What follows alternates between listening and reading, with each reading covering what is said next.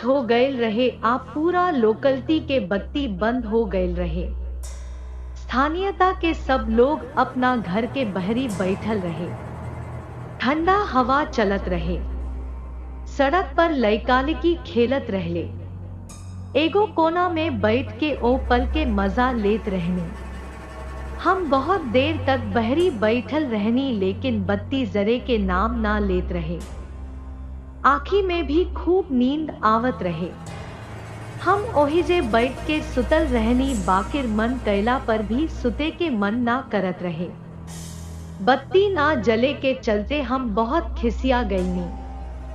थोड़ी देर में बाहर मेहरारू लोग के बीच ऐसन होखे लागल कि रात भर रोशनी ना आई। इस सुन के हम बहुत गुस्सा में आ गईनी। अवरू भीतर से बहुत गुस्सा आवत रहे। फिर कुछ लइकन के आपन समय देनी। यहाँ सब लोग से बात करे लगनी। फिर देखनी की चली वैसे भी बत्ती जरे वाला नइखे त काहे ना एह लइकन के कुछ डरावना कहानी सुनल जा। ऐसन समय में जब रोशनी ना होखे तब ऐसन कहानी सुन के एगो अलगे खुशी होला।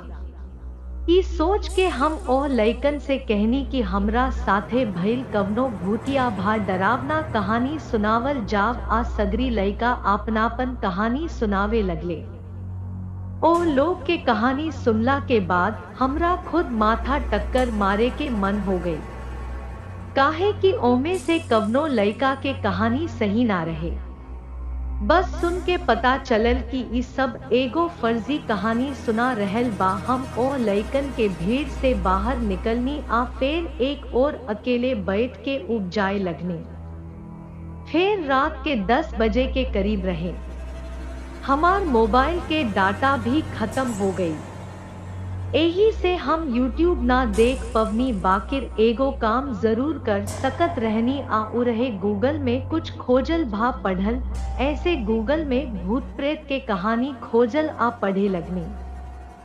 एगो कोना में अकेले बैठ के कहानी पढ़त रहनी। डरल त अनिवार्य रहे। ऐसे तनी डर भी लागत रहे लेकिन रोशनी के अभाव के चलते शांत आ अन्हार में कहानी पढ़े में भी मजा आवत रहे। हम काजल के कहानी पढ़े लगनी। एही कहानी में एगो साधना मंत्र भी लिखल रहे जवना के हम कहानी के संगे पढ़ले रहनी।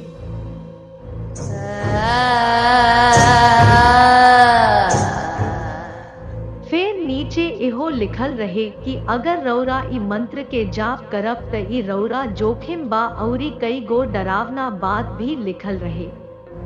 काजल एगो नटखट लड़की के आत्मा ह जे एही के चंगुल में आवेला उ ओकरा के मार देवेली।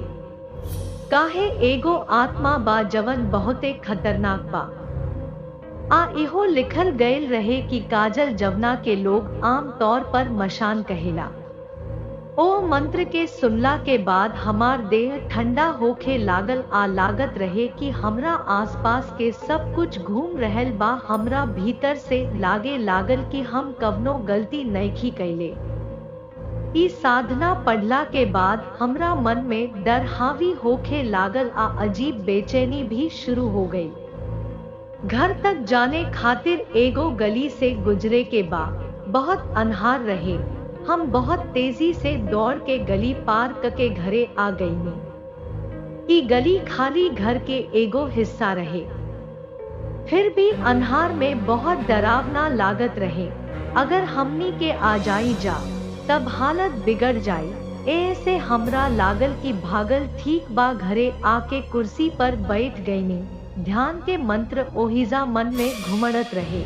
मन से भुलाए भा हटावे के कोशिश करत रहने बाकिर कवनो फायदा ना भइल। देह में एगो अलग तरह के सर्दी आ सिरदर्द रहे। कुर्सी से उठते मन रहे कि हम सुते खातिर बिछौना पर जाए। बाकिर कुर्सी से उठते ही लागल कि हम गिर जाई। पूरा माथा में चक्कर आ गइल रहे। पता ना कब सुतल रहनी। ई एगो अन्हार सड़क हा आ हम ओहिजा से अकेले जात रहनी। सुनसान सड़क होखला के वजह से हमहू डेराइल रही बाकिर का करी वापस जाए के पड़ल, यही से हम ही सब सोच ले बिना आगे बढ़ गईनी। डर उनका मन पर हावी ना होके देत रहे। हम आपन ध्यान नीमन चीजन पर केंद्रित करत रहनी की डर हमरा दिमाग पर ना कब्जा कर ले। तब अचानक दृश्य बदल जाला। हमरा बगल में एगो लड़का सड़क किनारे बैठल रोवत रहे।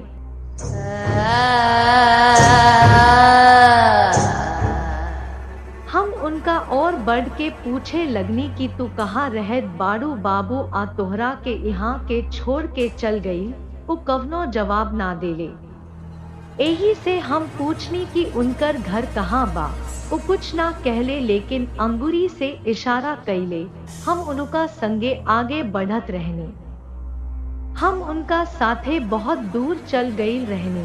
फिर धीरे धीरे हमरा लागे लागल कि उ भारी हो रहल बाड़ी। जब हमार नजर उनका पर पड़ल तो उनकर आँख लाल हो गई रहे और कद भी बहुत बढ़ रहे।